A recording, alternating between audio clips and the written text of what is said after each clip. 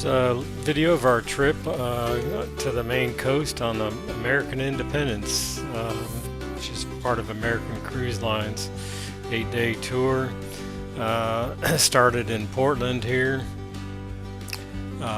Portland Harbor, as you can see the ship there in the background. About 100 people can accommodate. As we're boarding, there's a little small narrow gauge railroad, the Maine narrow gauge railroad. Offers little tours around. So here we are boarding, greeted by the captain. Morning. How are you?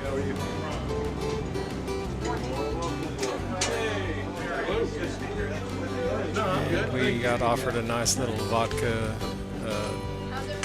and some kind of strawberry juice or something. Good way to start the trip. And we go to our suite. A lovely wife there, settling in. We're on the top floor, third deck. Deck 4 is basically the top of the boat where you can get some great views. So we headed out to our first destination, which was Bar Harbor in Acadia National Park.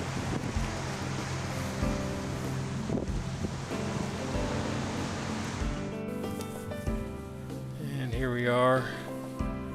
We had to take a tender into Bar Harbor.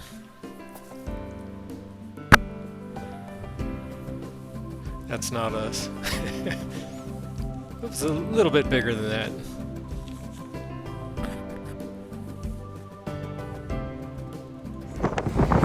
Here we are.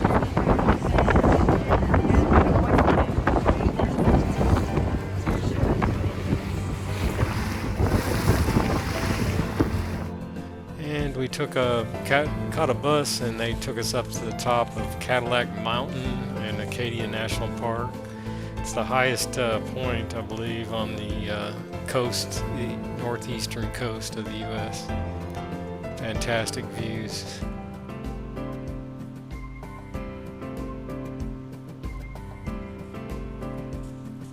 Then when the bus took us around to Thunder Hole, and after that we went back down to the marina for the afternoon and took a nature cruise boat, about a 2 or 3 hour little boat ride around.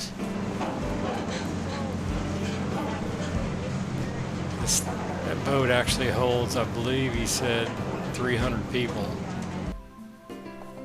And we got some great views, great shots, bald eagles, beautiful homes, very expensive. Mountain climbers, rock climbers, and there's even a sand beach, one of the only sand beaches in Maine, I believe. Seals, more bald eagles. And this is the ugliest lighthouse in Maine, according to somebody I heard. I think our tour guide said that. So there's our tender back on the boat after a great first full day of touring. Had some fantastic weather. I believe we only had like a day and a half of rain, so we were pretty lucky, I believe. August is a great time to go.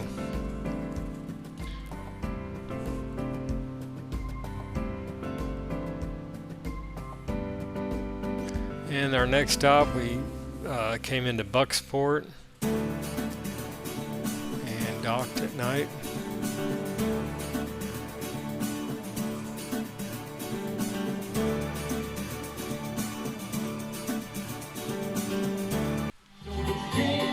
Had some great entertainment. Almost every night we had a band or a solo artist. Even one of the passengers was a professional piano player and played for free.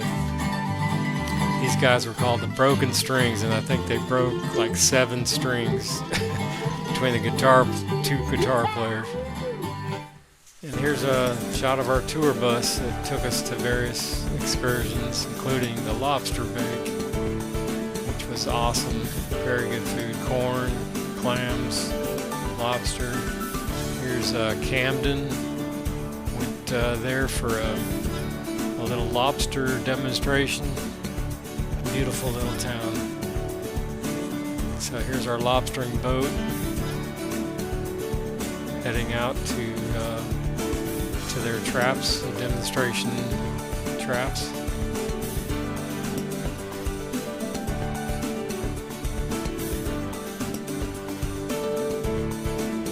In the wrong zone. So all the lobstermen around here know each other. It's a tight-knit community. Everyone knows each other's colors buoys. So every lobsterman has their own buoy.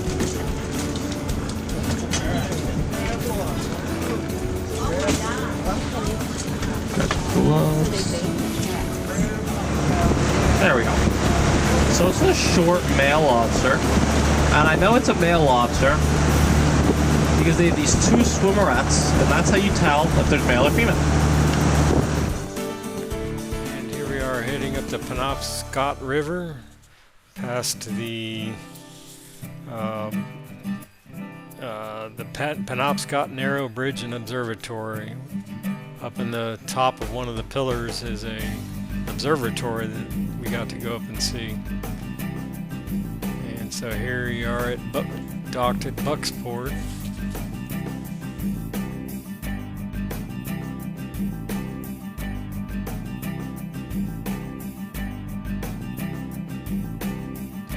So here we are walking up and getting into the observatory. Unfortunately, the weather didn't cooperate that day, so we didn't get the spectacular views that we had hoped for, but it was still a good time to get out there. And then right next to it is Fort Knox. No, not the Fort Knox in Kentucky. This is Fort Knox, the original, in Maine. Never saw any action. Fort Knox offers a self-guided tour as well as a guided tour. We took the self-guided, and there was a gentleman that took us through a good ways through the fort and did explain a lot of things. So we weren't totally self-guided; it was kind of a partial. But yeah, lots to see here. Even though the weather is bad, the reason we did have to stay an extra day because of the remnants of Debbie, the hurricane. So we ended up missing our next port of call, which was Booth Bay Harbor. But we did have a bus tour that took us up to Bangor, Maine instead. And the weather changed, it cleared up, and it was a beautiful day in Bangor. I got to see a transportation museum, another historical museum, and then an art museum in Bangor on a bus tour there. So all in all, it still worked out. We had a good time.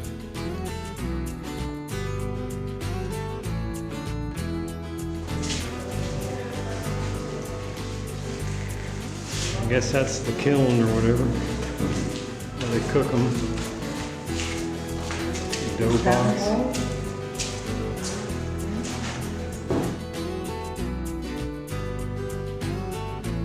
And that evening, after that, we headed down the Penobscot River and made our way and arrived in the morning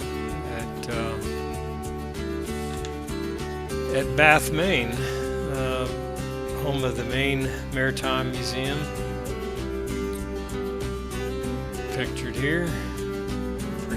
Pretty good exhibits there, as well as on the grounds there was some shops where they built the ships,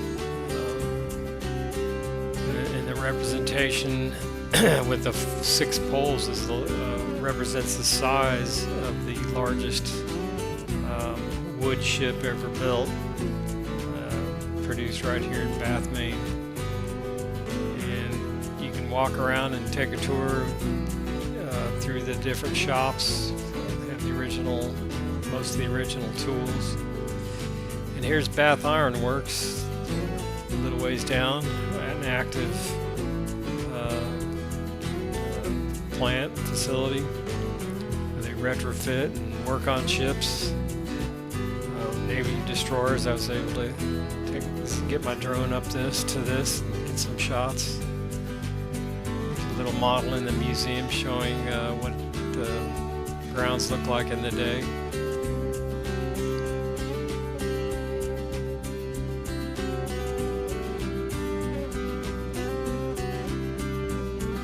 Here's the drafting shop where they designed it. Some of the tools, the cutting saw, mill. This had two stories in it, full of tools. Blacksmith shop, and then on our way to back to Portland. On our final night in Portland, had some amazing food the whole trip, and good entertainment, including this gentleman on banjo. Good trip, lots of good food, great sights to see, good excursions. It was a very comfortable ship. We enjoyed our time. A smaller ship than we're used to, but a good change, and I recommend it to anyone. Thanks for watching.